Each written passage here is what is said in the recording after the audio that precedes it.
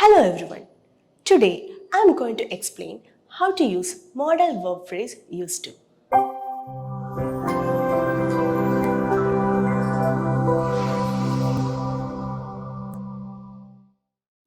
പൊതുവെ IELTS സ്പീക്കിങ്ങിൽ IELTS aspirants വരുത്താറുള്ള ഒരു മിസ്റ്റേക്കാണ് use to എന്ന യൂസേജ്.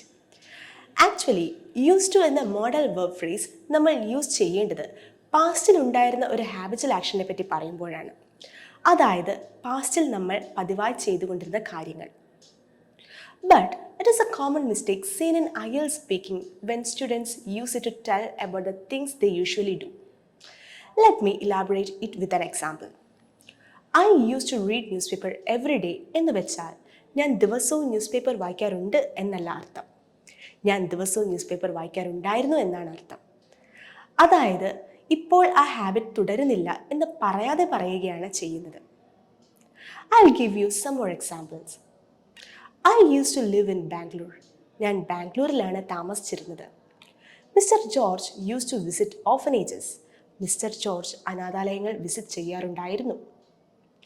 ഇനി കറന്റ് ഹാബിച്വൽ ആക്ഷൻസിനെ പറ്റി പറയുമ്പോൾ നമുക്ക് എന്ത് യൂസ് ചെയ്യാം? ഓൾമോസ്റ്റ് എല്ലായിടത്തും തന്നെ നമുക്ക് യൂഷ്വലി യൂസ് ചെയ്യാം. ഞാൻ ദിവസവും ന്യൂസ് പേപ്പർ വായിക്കാറുണ്ട്. I usually read news paper.